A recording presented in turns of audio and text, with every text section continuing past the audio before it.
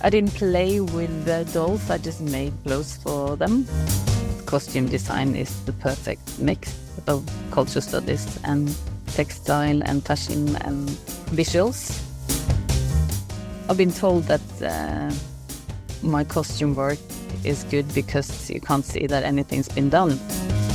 Ystehede is a Norwegian costume designer. She works for theater and for wonderful movies such as Joachim Trier, Oslo, 31 August, Thelma, and The Worst Person in the World. Hélène, I'm delighted to welcome you to Profession Costumière today. Welcome to the podcast.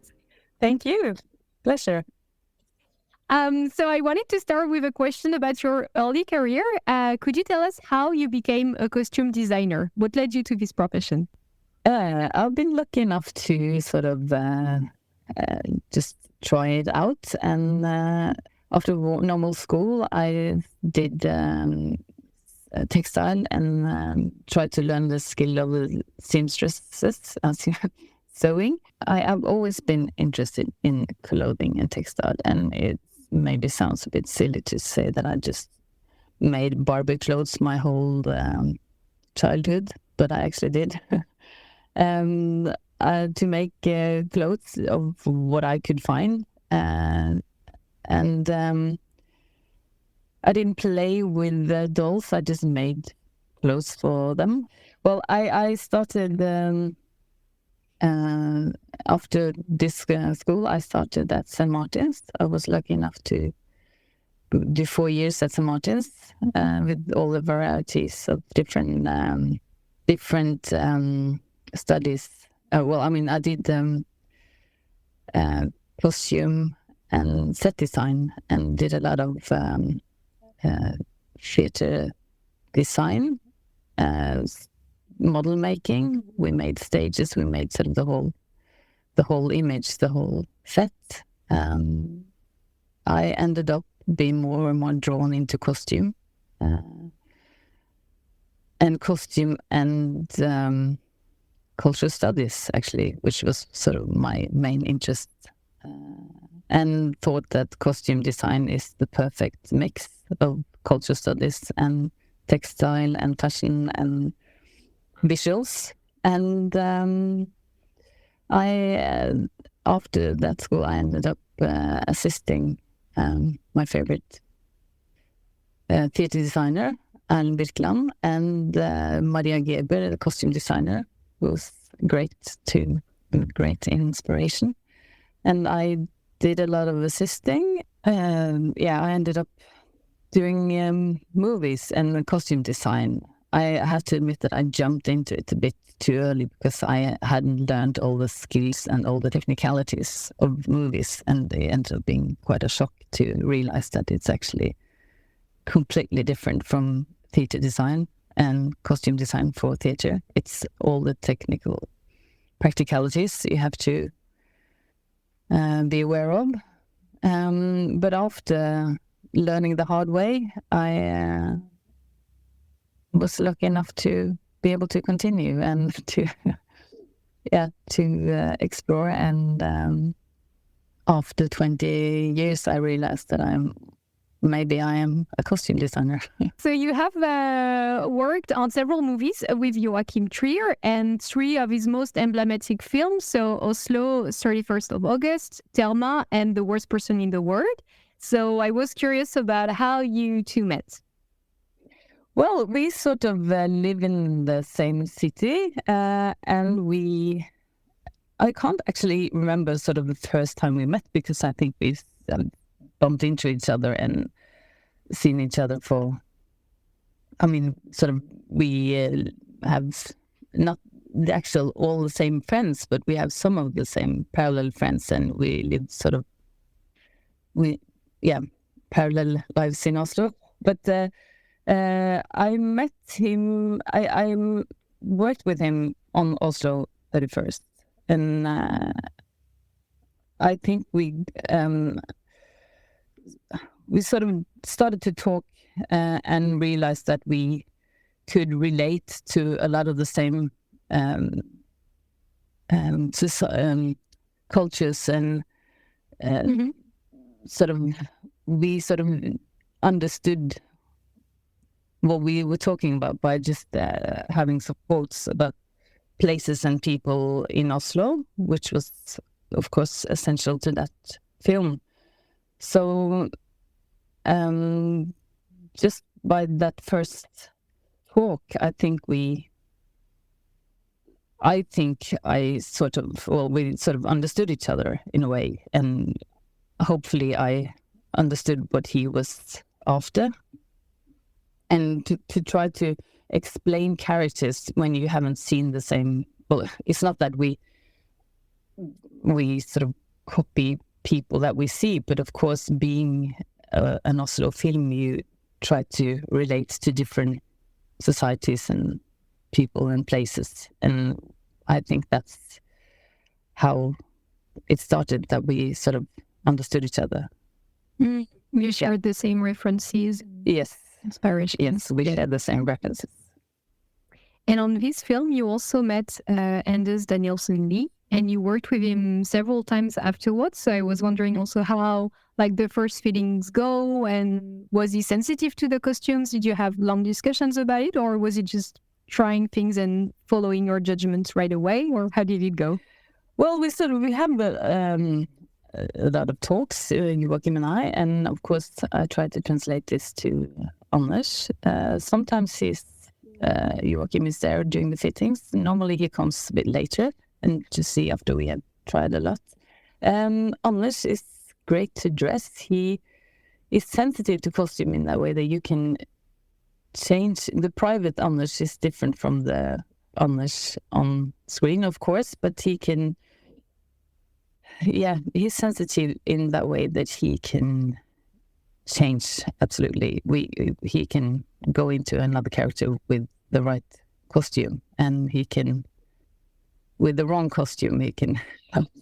Well, it's no, he's and he, of course, he has his own opinions, and but he's fun to work with, because he's like, there's one Anders on screen and there's one Anders behind the screen on private, and it's very fun to see that change, because it's really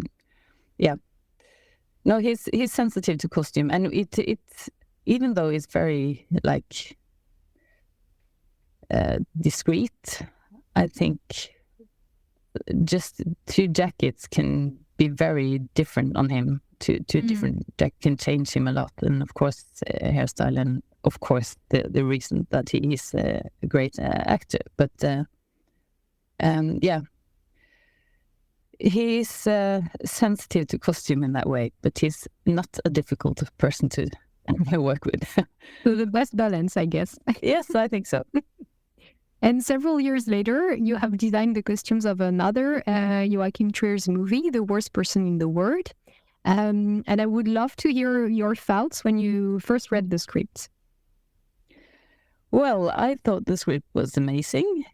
It's there has been a lot of changes in the script from the first draft to that I read to what it ended up with. More, well, sort of the feel and the story and the mood has always been the same, but it's more like the different. Well, of course, the editing and all, but the mood has always been the same, and I love the change, all the changes of the main character, and all the different type that you should make her. I mean, like almost not every, but many people have, of course, a lot of different styles during their youth. But well, she's not that young in this film, but to try out different types. But again, I thought in a way we would go a bit further to make the change more drastic. We ended up in a bit more subtle way, which of course worked. And I think because, of course, a great actress does a lot of the changes. I think it was a great challenge, and a lot of research. a lot of talks, and yeah, a great project. Sorry. I guess for a costume designer, it's a very exciting challenge because for the one who haven't seen the movie, we follow the character Julie in 12 chapters, hence the title in French, for instance, it's called in 12 chapters. And we see 12 key moments in her life, but they only happen during 4 years. But indeed, she goes through so many changes, and that is really also, even though it's subtle, we can really see the evolution of her character through her clothes. And you mentioned that you did a lot of research. I was curious about your inspirations, and if you, I don't know, worked with mood boards, if you drew some things, like how did you build her wardrobe? No, it was a lot of research, and again, like research in Oslo, and again, different styles of people in Oslo, different, a lot of just people on the street, and just people that we knew of and that we saw, and I also did. I wish I did more drawings, but it's more like trying to just do like a sketch for memory, and more like a practical sketch than a perfect drawing of the character, because that's more like photos and references. We tried, of course, with the great Trine Moland, the makeup artist. It was a lot about wigs and hairdos, and of course that's half of the job, is the hair and makeup. So we worked a lot with different styles, tried out different things. And of course, this was during Corona, so it was a lot of challenges, and also that the main actor, when we started the project, she just had her son, so she had I think he was a few months old, a baby. So of course you do change after giving birth. I mean, we also, it was like we didn't really, no one knew how she would look in half a year. So that was, or like in a few months. So it was a very exciting job, and and also we did get some extra time because we had this COVID delay. We had to stop working for, it was quite a short while, because we started up again, luckily, during Corona. And we it was a lot of trying out and researching. And I guess here again the collaboration with the actress Renate Reinsberg was very important, and you had worked before together. I knew her, but this is of course the biggest project with her. She had some smaller parts in other movies, which was great fun. And no, she's great to work with. And also all these changes was great fun to try out different, and she's great to collaborate with, because she really she's very, of course, interested in her appearance, of course, but also, to help out to understand the different characters and different styles and costumes. And something I noticed for her character as well is that, so Yuli's character is feminist, and I was thinking that when you see her wardrobe, she's never like overperforming femininity. It's kind of, there's always some laid back elements, some masculine elements in her wardrobe, and I was wondering if it's something that you meant when you created the costumes. Well, I guess maybe that was in the back of my head, but I sort of don't have this, like, this is feminine, this is masculine. I just try out what I think is the right look, and that might be masculine or feminine, but that's not the heading. It's sort of just trying out what we think will be the right look. So I mean, maybe this dress that she's wearing in the first party is very feminine in one way, but then she has a more like blazer jacket that makes it more masculine. But yeah, that was You really think that way? Yeah, well, I don't think that way, that let's get a feminine dress and a masculine jacket. It's more like, well, maybe that's sort of one part of it, but it's more like how we wanted to appear. So, and also there's so many different details, like how a blazer is a million different things and a slip dress is a million different things. And also that this dress, which was dark blue, well, it may be pure black, but it was dark blue, and we tried to have this thing that she would blend into a party in the right way and crush another party in the right way. So yeah, it's great when it works. It does, and I think like pictures of her, like especially there's one where she's smoking a cigarette wearing that dress on the terrace, and it was used in many countries for the poster even. So I think it represents her character in a lot of marketing assets, at least, let's say. It was a long search for that dress, and we actually made up another with another designer that helped out to make this special It Girl dress, which was great looking, a bit more bold and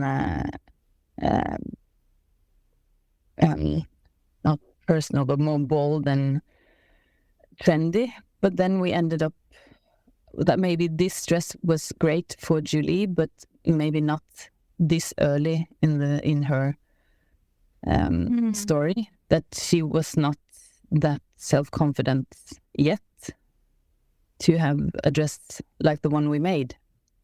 So how did it look? Do you remember? Pardon? Do you remember how the other dress looked? Yeah, absolutely. It was also dark blue and more like draped and with some bolder hardware. It looked great, but it was a bit more. Then again, this is costume indifferent to fashion, because of course that other dress was maybe more interesting dress-wise, but then I'm not doing fashion, I'm doing film and I'm doing costume, and it's not always.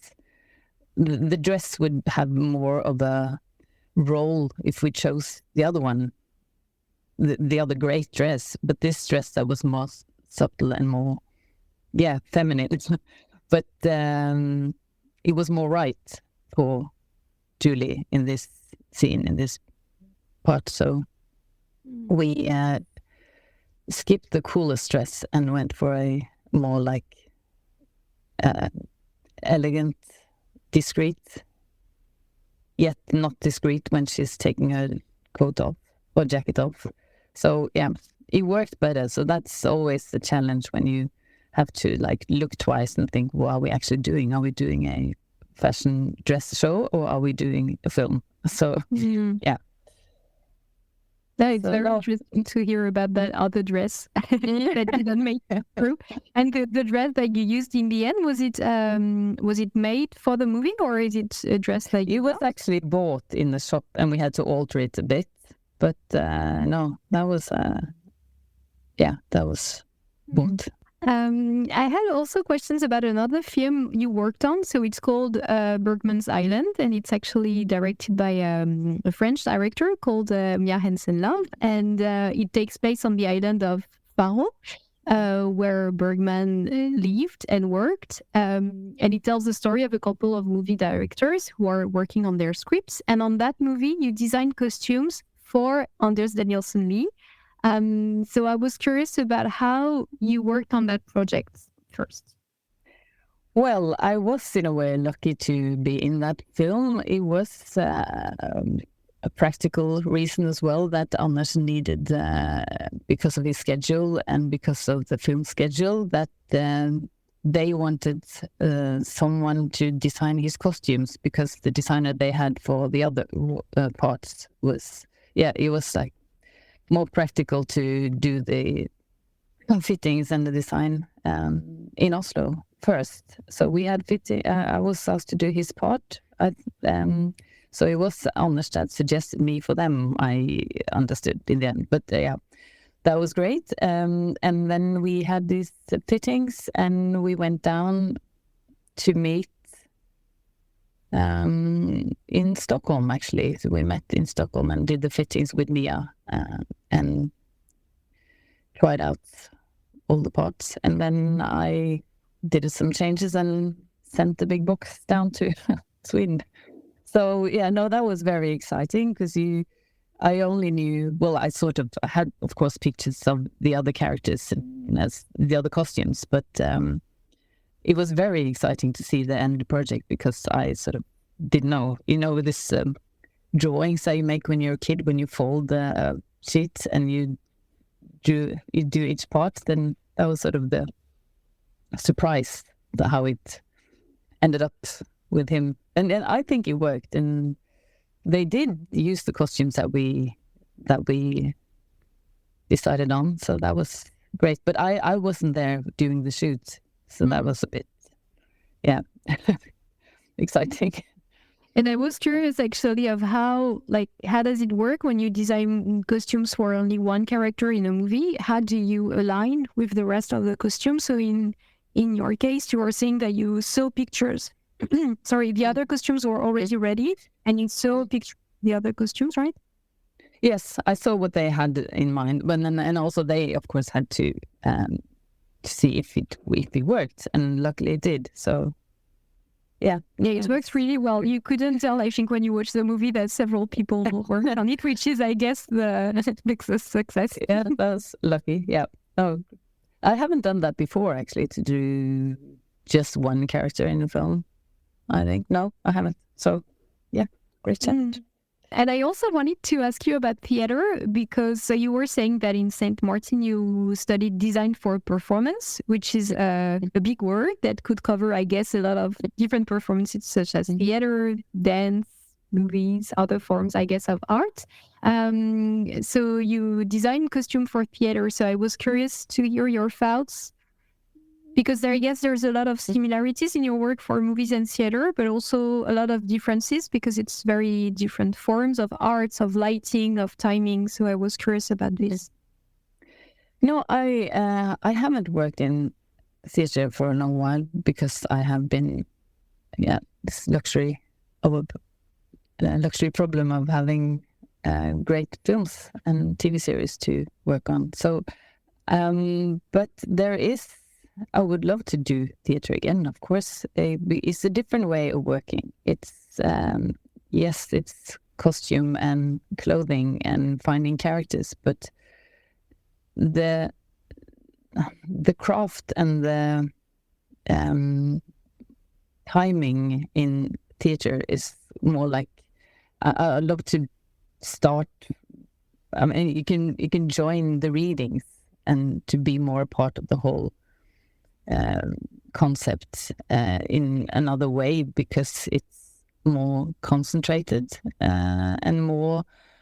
It's not like in movies where you just chop up the whole script and you don't even know what to start with. You might start in the end and end with the start when you shoot, and you have to be a lot more prepared for technical details and practicalities, which you don't know. Well, of course you have to pay attention to that in theatre as well, but in another way. Normally it's more that you can design things and there is a crew there ready for you to pick fabrics and dye the fabrics. You can decide the color and you can get it done. And of course, you can do that in films as well, but not that often because the time schedule is normally too tight. So it's more the work and of course, the visual on a stage is a completely different thing than to work on a screen. There's two different ways, but you end up making a picture which is the same. It's just the way to that picture is a different process.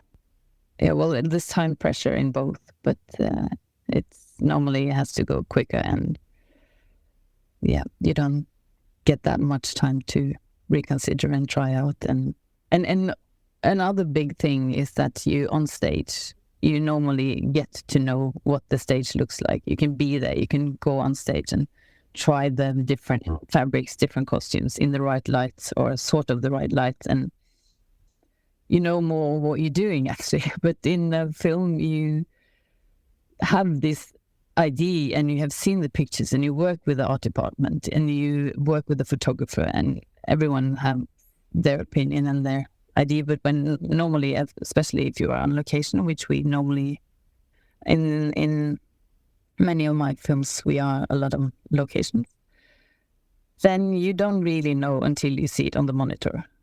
And then if it doesn't work, then I'm sorry, then I normally have some secret backups, but you never know. And so that's maybe the biggest difference, that you sort of don't really know until you're there and it's too late. So you try to be prepared, and but and you do have tests, and you have costume tests, and you have camera tests and all, but you never know until you're actually there. And sometimes you come up with, sometimes we come up with new ideas, and you think they're going to frame the jacket, and then all of a sudden they frame the shoes. So it's sort of, you have to be prepared for everything. And which is the great challenge and the excitement, and can be a bit frustrating, but I do love it's never boring. It doesn't seem to be. That's very interesting. Thank you for sharing. I also had a few questions more general about costumes. And for instance, I was curious to know if there's any movie costumes or TV series costumes that you like, especially that you saw when you were a child or later in your life, and that really inspire you, that stick somewhere in your mental mood board. Yeah, well, there's many, and I have to admit that I don't see enough movies. I wish I had. I mean, there's so many movies I have not seen, and I would love to see, and I'm going to see. And so, but yes, there are many films and costumes that I do remember, but I do seem to sort of look at people and costume in all over, and that's more what I haven't done costume research from films in the same way as I do look around, and my big what I'm very curious about is how of course now even more than ever, how fashion change and how people change and how styles change, and who wears what and why is there a Norwegian style or a French style, and what is that, and and all this. But no, there are some, I think, there's many. I think the Italian designer for Giulia Piersanti, I think that's her name, that did Call Me by a Name, and Suspiria, she's great. Of course, Euphoria has been very inspiring. Heidi Bevins. And I think Jacqueline Durand, that was doing a lot of great stuff. Of course, I mean, I'm mentioning the best people ever here, but of course it's inspiring, and also, there's many, and I mean, every day I get more surprised or like daunted by how big this field actually is and how difficult costume can be. No, there's many, but it's like appearance in general is what interests me. And when you think about your own work, is there any specific costumes or movies that you are especially proud of, or you don't really see it that way? Well, of course, there are films that ended up being more, better than others. But, well, I don't know if I should mention, of course, this Worst Person in the World was fantastic, and that the how it went was just beyond belief. But well, again, this is the way. If I've been told that my costume work is good because you can't see that anything's been done, which is to me a great, it's a compliment. So. No, it's more, I'm trying not to be boring, but to be more right and to be, to just make it work for the story.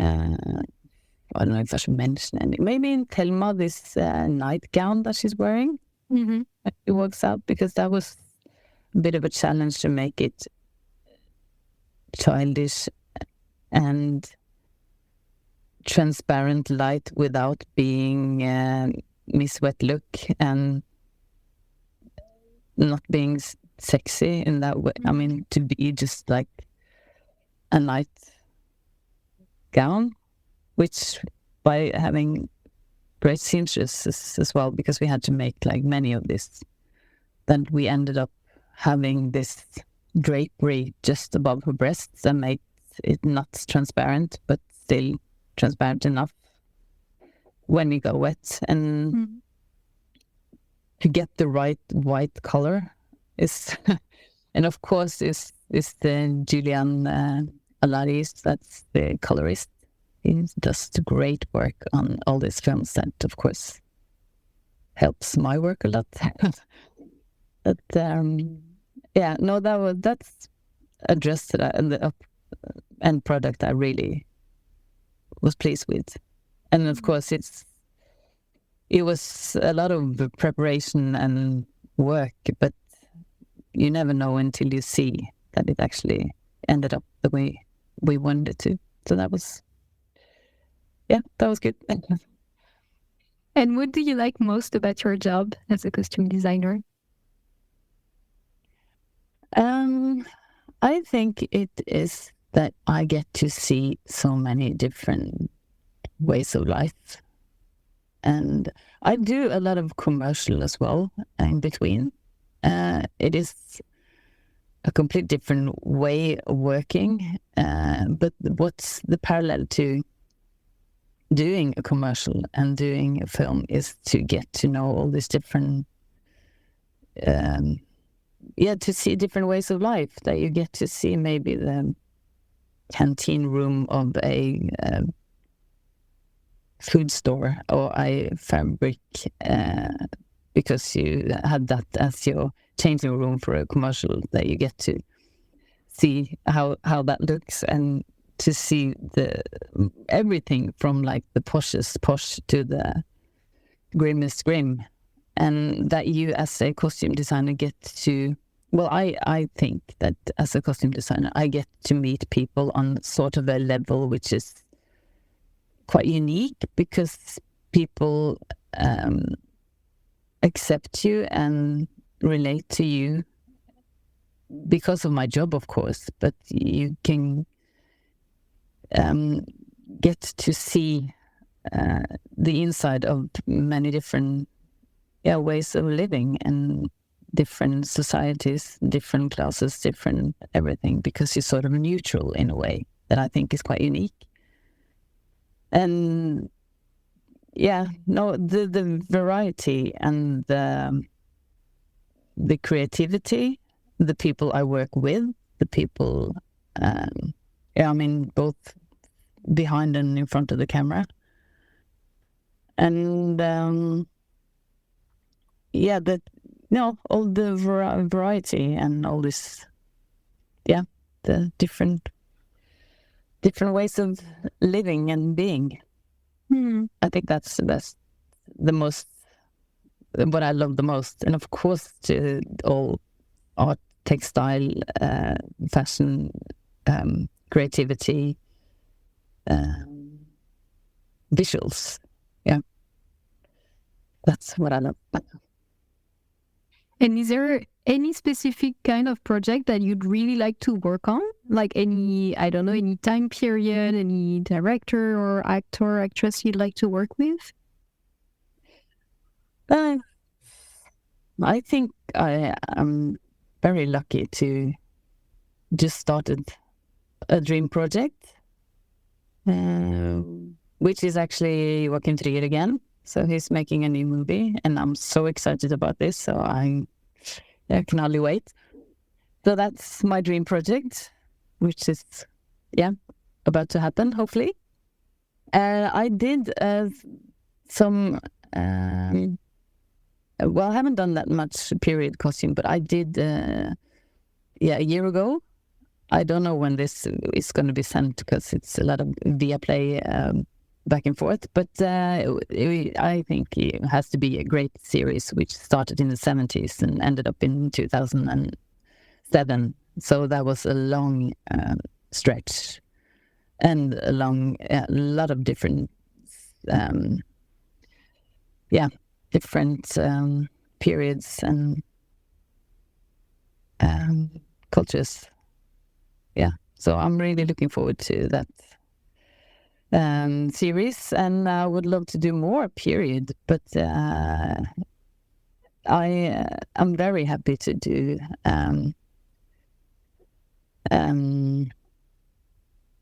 what's the word?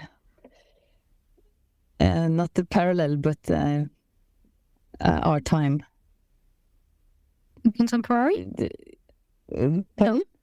Contemporary? Yes, to do like contemporary, yes. Yeah. I'm very happy doing that as well. I think that's getting more interesting every day. Thank you, Hélène, for recording this interview, not once but twice because of technical issues, and thank you for listening to Profession Costumière. You can see the costumes we discuss on Instagram at Profession Costumière. If you like this series, you can give it 5 stars on Apple Podcasts and even leave a comment. Let's keep in touch, a new format is coming soon.